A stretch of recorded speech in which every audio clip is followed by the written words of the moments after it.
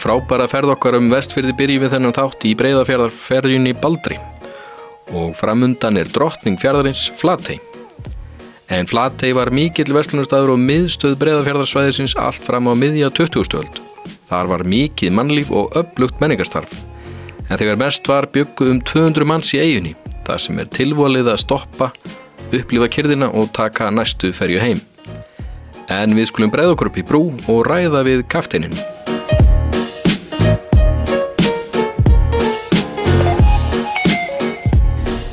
Gunnar, við erum komin borð í Baldur. Já, verið velkomin. Takk fyrir. Hvað ertu með marga borð í dag? Ertu búin að taka tölu? Það eru 98 eins og 98? Já. En hvað tekur Baldur svona ef allt væri kjaftfullt? Hvað takið þið marga borð? Við erum með björgunarbúnað fyrir 300 tökum, 300 manns. Já. Skipið smíðað fyrir 1100. 1100? Það Þannig að það mjög rúmt farþega. Já. En við bara erum með búnað fyrir 300 og erum ekkert þörfin ekki meiri eins og En bílarnir, hvað takið af bílum? Það eitthvað af rútum þegar við vorum að keyra. Mér var ekki alveg sama þegar við voru 40-50 rútur bara. Við erum að taka í bílum 40. Já. En svo náttúrulega rútur eða trailerar þá fækkar þeim. Þá fækkar fólksbílunum. Já. En við getum tekið 5 trailera. Hvað þið að flytja marga svona sumri eða ári cirka? Við erum að flytja 45.000 á Baldri. Sæfir að flytja 60.000 með Særúnu. Já. Særún í þessum styttri ferðum, svona... Já, svona skoðunarferðum, fugla og það sem niður á sjávarborði. Og svo víkingasússi. Hvað það? Þá setjum við út plóg og erum að veiða hörpudisk og ylker, skelfisk. Og hann bara borðaður hráur. Opnaði hvelli og borðað? Borðað bara hráur á aðgeraborðinu. Já. Það getur nú verið framandi fyrir marga. Mjög góður, sérstaklega skelfiskurinn. Hann svona bara sætar á bragðið þegar hann kemur. Já. Svona ferskur upp á sjónu. Það rétt. Hvað erum við lengi núna frá Brjánslæk til Stykkishólms? Við stoppum í Flatey eða hvað? Hvað þetta langt? Þetta eru 30 mílur. Siglingi tekur 2,5 klukkustund, 3 tíma. Já. Það svona eftir hvað mikið trafík, sérstaklega í Flatey, mikið að hífum. Mikið af fólki sem fer í Flatey. Já, stoppar á milli ferða, kemur aftur. Tekur svo næstu. Sumarbústaða fólk með varning, byggingarvörur, ýmislegt. En nú ég staddur í brúnni hjá þér og það eru sker og eyjar allt kring og hvert sem ég lít, það nú ekkert grín að stýra hérna á milli. Er þetta ekki stór hættuleg? Fyrir leikmann það. Já. Ég fæ ekki að grípa í. Ég átti heim í Flatey, ég fæddist. Ég uppalinn hérna í Svefni. Já. Þannig svona... Þú kannt á þetta? Já, þetta það sem ég þekki ekkert annað en eyjar og sker og strauma og vinda. En svona, það hlýtur að þetta getur ekki hver sem komið og siglt hér bara eins og ekkert sé? Nei. Þetta hættuleg sjóleið? Hún hættuleg þannig að, já, fyrir þá sem ekki eru vanir. Já.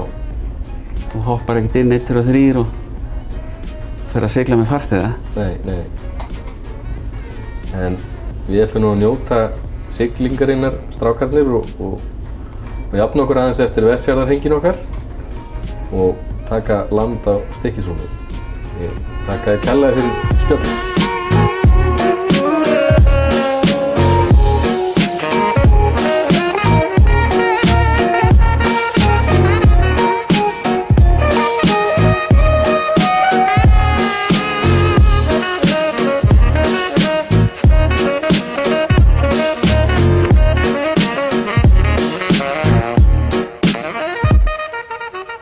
Stykkishólmur á sér yfir 400 ára sögu sem verslunarstaður og hafa mörg gömul hús verið gerð upp og eru mikil bæjarprýði. Bærinn hefur verið útnefndur sem EDEN gæða áfangastaður í Evrópu fyrir varðveislu og endurnýjun menningarminja og metnaðarfulla stefnu í sjálfbærri þróun í ferðaþjónustu. En ein af þeim fjölmörgu sögum sem við heyrum á ferð okkar bæinn er af Árna Thorlacius sem fór markvisst að skrá veður árið 1845 og er því elsta veðurathugunarstöð Íslands einmitt í Stykkishólmi.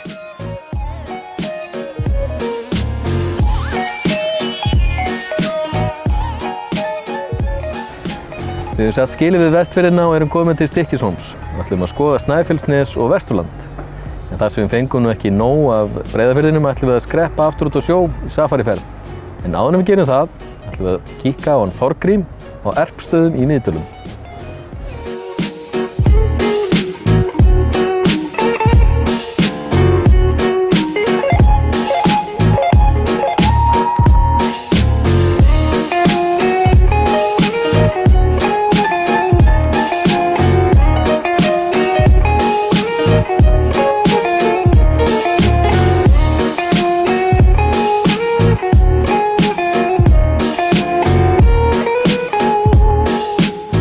Þorgrímur, við erum komnir á Erpsstaði í Miðdölum Dalasýslu. Er þetta rétt hjá mér? Rétt, já. Fyrir svona innfædda. Já. Hvað eru þið búin að vera lengi að búa til úr afurðum kúana? Ég lærði mjólkurfræðingur og fljótlega eftir við fluttum hingað þá fór ég að gera einu sinni tvisvar á ári ost, aðalega til að eiga og svona til að gefa ættingum vinum í kringum jól og annað. Og síðan svona bara þegar við tókum það ákvörðun að byggja nýja fjósið að þá ákváðum við í leiðinni að gera það svolítið aðgengilegt fyrir ferðamönnum og það vantaði hérna í dalina svona ferðamannastoppistöð, ekki mauðangarða gresja í því og við ákváðum bara að taka þessa tilraun, prófa þetta að vera með fjós þar sem að fólk getur komið og séð mjaltir. Þið eru með risastórt fjós. Hvað eru margar mjólkandir? Við erum með 60 og það sé ekki svona, já það er svona í kringu 65 kýr að jafnaði, eitthvað rétt tæplega 60 mjólkandi núna. Og við framleiðum í kringu 300.000 lítra af mjólk á búinu og erum að nota svona í kringum 20.000 eitthvað nálægt í þessa vinnslu hér. Já. Að gera þessa ost á skyr og ísinn. Ég greip hérna upp ís sem heitir kjaftæði. Já. Hvað maður má ekki segja að það sé einhvern helvítis kjaftæði, en hvað er þetta kjaftæði? Þetta er algjört kjaftæði. Þetta er algjört kjaftæði? Kjaftæði er nú bara leikur að orðum eins og íslenskan býður upp á. Já. Hér erum við með íslensk jarðarber. Við erum með íslensk jarðarber, já. Fórum í samstarf núna í vor við jarðarberaframleiðendur á Sólbyrgi á Kleppjárnsreykjum hér í Borgarfirði og kaupum að þeim jarðarber til að nota í ísinn og sorbetinn. Og svo vorum við einhverja 2-3 vikur að hanna þetta, búa þennan ís til og hann hefur vakið töluverða lukku. Mjög ríkt og gott jarðarberbragð. Já. Og hann er ekkert svona hérna gervi rauður. Já, jarðarber eru náttúrulega bara rauðist. Nei, það er engin litarefni að setja í þetta. Þetta er bara... Þetta er algjör salgæti. En það er nú ekki einu sem þið eru að gera. Þið eru líka með, ég sá hérna, Grikkjan. Já, við byrjuðum með þennan ost þarna vorið 2010. Ísgerðin var fyrsta árið og ísinn er náttúrulega stór hluta gerður úr rjóma og þannig að það féll til dálítið mikið af undarennu. Já, en fá kálfarnir hann ekki bara? Þeir fengu hann til að byrja með. En svo þegar ís... Þið verið nógu margir? Já, það var bara kannski ódýrt fóður. Já. Fyrir þá. En svo þarna veturinn 2010, þá fórum við í skyrið, byrjuðum með það. Að gera svona bara skyrið eins og var gert í gamla dag. Og síjum það bara í poka og... Ég spyr, þetta er alvöru skýr. Þú ert að smakka það. Það er svona... Manni fannst á tímabili eins og verið búið að eyðileggja þetta rómantíkina þetta gamla góða skýr.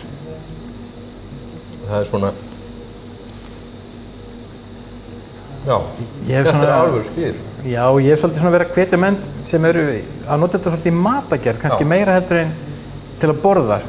Eins og þegar þú ert að gera ostakökur eða skýrtertur eða desertur eða eitthvað slíkt.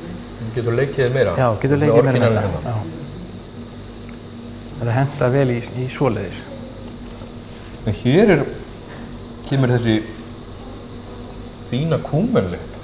Minnir mann á bara kringlur og bakaríinu. Já. 2011 þá kom hingað kona frá Ameríku, var hérna hjá mér í nokkrar vikur og hún kenndi okkur að gera þennan ost og hann gerður sem sagt mjög svipað bara og ósköp venjulegur gátuostur en með kúmenið þá við sjóðum það upp. Já, mikið aðeins. Já, sjóðum það upp og svo hellum við soðinu ásamt kúmeninu út í ostinn og það gerir það verkum að þú færð kúmenbragðið úr öllum ostinum. Já. Ekki bara þar sem að þú lendir á fræinu. Hér ertu með einhverjar fínar umbúðir. Þetta hérna skýrkonfektið. Skýrkonfektið? Það var verkefni hjá Listaháskóla Íslands, allir sé ekki komið 4 ár núna, sem að var svona kúrsur sem hét sem sagt stefnumót hönnuða og bænda. Já, þá komu þær hérna frá Listaháskólanum þessar 3 stúlkur. Já. Og þær bjuggu til svona afurð úr skýrinu sem var bara kúla hjúpuð með súkkulaði. Já. Svo 2-3 árum setna þá fengu þær og sóttum og fengu styrk frá Nýsköpunarmiðstöð til þess að klára að þróa þessa afurð sem fullnaða vöru. Og þar á meðal var sem sagt náttúrulega bragðið á skýrinu og súkkulaði sem við notum og svo hérna náttúrulega útlitið og umbúðirnar. Já. Og það var eiginlega þannig eins og með þetta menn hafa oft spurt af hverju hvítt súkkulaði og það var búið að prófa fullt af súkkulaði. Allt nema hvítt. Já. Alls konar styrkleikum. En svo var ákveðið að prófa svona hvítt súkkulaði bara til að geta haft það með í hérna rapportinu. Og það var bara eins og allir hefði fengið hugljómun. Þegar þeir smökkuðu mólar með hvítu súkkulaðinu þá var bara súkkulaði fundið. Þetta er bara dessert. Hann er bara klár. Þetta er bara réttur, já. Svona með góðum kaffibolla. Já. Þetta er alveg elegant. Steinleikur. En svo þið með náttúrulega líka, ég sá nú bara hænur og þið eru með svona lítinn dýragarð hérna fyrir utan og tók á móti okkur bara hænsgaggandi og mikið líf. Þannig að þið takið vel á móti gestum hér. Já, við horfum svolítið á þetta líka þetta sem áningarstað sérstaklega fyrir barnafólk. Já. Þegar fólk á ferðinni kannski að keyra að fara til dæmis vestur og firði sem að tekur einhverja 6 tíma kannski, 7 tíma. Að þá kannski ekkert verið að stoppa mikið. Nei. En þá þetta einmitt sérstaklega fyrir fólk með börn að leyfa með að skotta sér aðeins, kíkja á dýrin, fara í rennibrautarnar, rólurnar eða eitthvað og fá sér ís. Svo bara farið í bílinn og sofna og þú getur keyrt í 1,5–2 tíma án áreitis. Og það er bara töluvert af fasta kúnnum sem að koma hérna á sumrin. Nokkrum sinnum á sumri og ár eftir ár. Það er sama saga með okkur nema nú við erum búnir með Vestfirði. Nú eigum við stefnumót á bát í Stykkishólmi. Og ég held að það sé við megum engan tíma að missa ef við ætlum ekki að missa af bátnum. Þorgrim, ég þakka þér kærlega fyrir að taka á móti okkur og gefa mér að smakka þessum frábæru vörum. Og ég held að við hvetjum alla til þess að koma við á Erpsstöðum.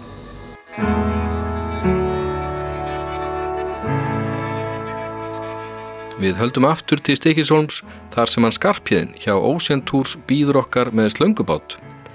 En Ocean Tours sérhæfa sig einmitt í hraðbátarferðum Breiðafjörð þar sem hægt er að njóta hinna fjölmörgu eyja og hins mikla fuglalífs í firðinum.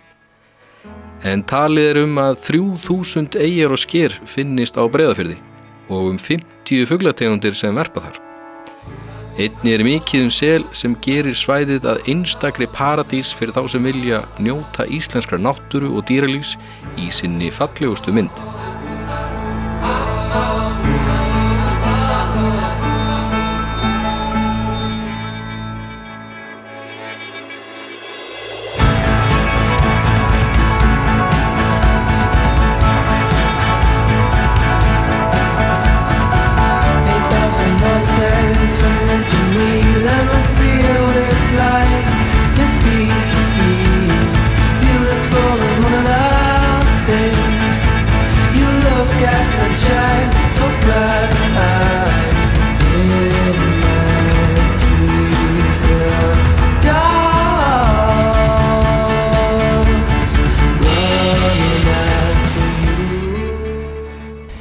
Skarphéðinn, við erum á Kjóa, einhvers staðar á Breiðafirði, hvar erum við?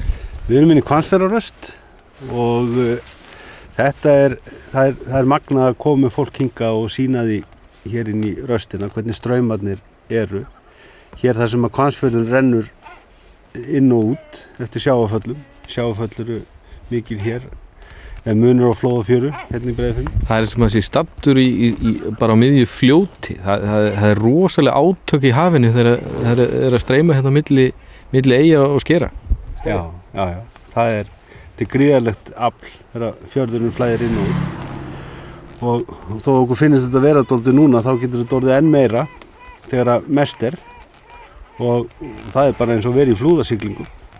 Þegar hérna aflið er mest og hafið er að tróða sig hérna á milli eyjanna. En þið eru með 2 báta í svona sjávar safari, ocean safari.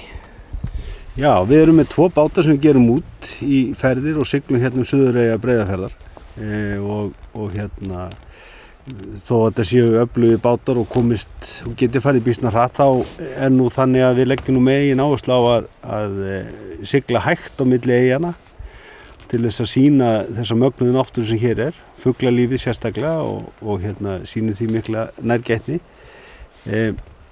Og það er líka það sem að mælist kannski best fyrir þegar komið er á staðinn, það er að slökkva á vélunum og hlusta á niðin í hérna náttúrunni, niðin í hafinu og fuglagargið. Það er kannski ekki mikil fuglasöngur í sumu af þessu sem við erum að skoða, en að hlusta, það er eitthvað sem að stór hluta af okkar gestum hefur kannski aldrei lent í, að hlusta á kyrrðina út í náttúrunni. Maður skiptir svona óhjákvæmlega rás, maður bara róast aðeins niður og fer að skoða fuglin. Já, það er mjög róandi að horfa á fuglin, horfa á vera undir ritubjargi eða sjá eitthvað af þessum fuglum. Lundan sem er náttúrulega sérstaklega vinsæll hjá ferðamönnum, erlendu ferðamönnum, sem er nóg af hérna. Og það er allir gríðarlega hrifnir af því að fylgjast með þessu og njóta þess að vera úti. Eru þið eitthvað að fara út í Flateyna? Já, við förum dálítið út í Flatey ef það eru nægilega margir sem vilja komast þangað. Það eru nú ágæta ferjusiglingar í Flatey, en það er einhverjir sem vilja fara með okkur og við förum með svona nokkurn hóp. En annars eru þið að fara nokkrum sinnum á dag í föstum ferðum eða hvað? Já, við erum að fara allt upp í 4-5 sinnum á dag í ferði hérna suðureyjarnar á báðum bátunum. Og núna eru komin í júli, þá er talsvert mikil eftirspurn og það er að ganga ljómandi vel og þetta endist eitthvað fram eftir ágúst allavega. Það var nú líka svolítið stuð þegar skipurinn gaf í og maður fekk aðeins vindin í fangið. Ég held að mann hlakki líka til að komast á fulluferðina og aftur í land. Jú, þessi bátar geta farið upp í 40 og kannski 40 mílur á klukkstund, þannig að það er talsverður hraði og það er gaman að fara á slíkur hraða, sérstaklega þegar það er spegilsléttur sjór og flottar eins og núna. En þessi bátar kljúa líka vel ölduna, þannig að það fer vel mannskapið þó að það sé einhver gustur. Skarphéðinn, við ætlum að þakka kærlega fyrir okkur, en við náum kannski nokkrum myndum á þannig að við náum landi á Stykkishólmi.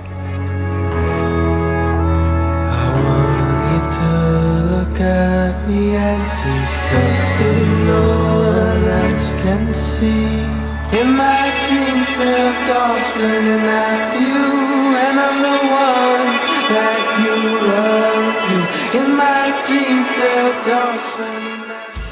Nú var hungrið farið að draga okkur áfram, þar sem vorum búnir að þefa upp hákarlasafnið í Bjarnarhöfn. En í Bjarnarhöfn tekið á móti gestum með persónlegri leiðsögn safnið og öllum gefið smakk. Og það vildum við ekki láta framhjá okkur fara. Hákarlsverkunin hefur verið í fjölskyldunni í margar kynslóðir og á safninu sagt frá sögu, veiðum og verkun hákarlsins, þar sem gestir geta gengið upp að hjallinum og séð gyrnilegan hákarlinn í verkun. Við erum komin á fast land eftir sjóferðin á Breiðafirðinum og lyktin rak okkur hérna upp á hjöllunum við Bjarnarhöfn. Við Stebbi myndatökumaður vorum á því að þetta veri besta lykt í heimi, en hann Sindri hérna sem að sér hljóðið í dag, hann var ekki á sama máli. En við skulum kíkja inn í safnið og hitta hann Guðjón. Hér ég búinn að vera síðan 1951, kom þá með fjölskyldum foreldrum mínum norðan á Ströndum og ég hér enn. 1951? Já. Og þú ert enn að? Ég? Og var alltaf hákarl hérna? Nei.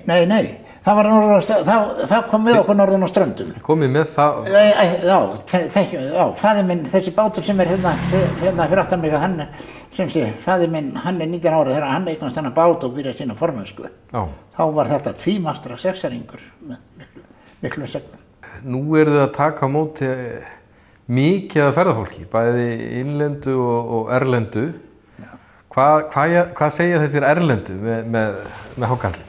Þeir segja bara að þetta spenningur, þetta er það sem spenningur að koma og smakka og heyra sögu hans, bæði sögu hvernig hann var fyrir tíma. Já. Og aftur núna, hvernig að við fáum hann núna, og núna fáum hann allan á togurum sem að eru bara á þetta meðafli. Já. Og hann að fjarlægjast bara Ísland vegna línandi sjávar og meira dýpi og nær Grænlandi og svolítið við að fá hann. Hvað er maður lengi að verka góðan hákarl? Frá því að þið fáið hann svona... Bara, við setjum hann fyrst í kös, stýrum hann og setjum í kös og það tekur svona 6-8 vikur svona bara eftir því hvernig hitastig og því að það verður að vera kalt. Já. Og svo hann gerir hann alltaf í svona 4 mánuði allir jöfnu. Og þá tökum við hann niður og setjum hann í frost og gefum hann til hann fer í sölu. Já. Og hann alltaf mismunandi sterkur þegar maður er að smakka. Er þetta bara þykktin á honum? Hvað ræður? Nei, það er bara kæsingin sem að ræður því. Hvað þú vilt hafa hann. Þú sér það að þessi sem þú ert að smakka hér, hann er mjög mildur. Já. Þetta er góður, hann er gott, sko. En hann er mildur, hann er ekki... Er hann túristavænn? Já, hann er túristavænn, já. Býðið ábót, vilja þið fá meira, kaupaði með sér og hafa með sér næsti í rútuna? Sumir gera það, hafa með sér heim. Og þetta er líka, þetta er einu fasti staður sem við þarf alltaf að sjá að sé til hákarl, það er Fríhöfnin í Keflavíkurflugvelli. Það er þannig? Því að það er bæði Íslendingar og útlendingar sem að taka með sér hákarl þegar þeir eru að fara út. Er það að verka mikið? Hvað rúlar í gegnum ykkur? Það er bara svona misjandi en við fengið minna núna. Fer eftir aðföngum? Já. En svo eru þið búin að reisa hér heilmikið safn utan sögu ykkar og sögu hákarlsins. Já, og sögu forfeður okkar. Já. Og þetta er bara gaman að eiga þetta allt í dag hér. Og hér eru þið, fjölskyldan, að gangi all störf og taka á móti túristafnum og það eru nú væntanlega úti- og inniverk í sveitinni. Já, við erum ekki, sko, það er annars svona sem er með sauðfjárbúið, sko, við erum ekki því. En við erum með hákarlsverkun og hún tekur, sko. Tekur allt tíma? Já, og núna, það er langt síðan við fengum hákarlinn. Ég var á hákarli núna í kvöld, sko, til Grundarfjarðar. Hann er á Baldvin, hann ekki togari norðan. Það er góðu togari. Það er góðu togari. Það er allt gott sem kemur á norðan. Hann er á Grænlandssmiðum. Við norðanmenn komum nú ekki tómhentir og viljum nú gjarnan þakka fyrir okkur þegar vel er við okkur gert og ég tala ekki að fá dýrindis hákarl og góða móttökur. Við erum með hérna frá góðum vinum okkar í norrlenska. Já, Svona eitt og annað sem að hendar á grillið eða pönnuna. Já, ég bara þakka þér og bara skilja kveðju til þeirra. Takk kærlega fyrir Þetta er vel þegið það hérna. að taka á mót okkur. Já. Takk.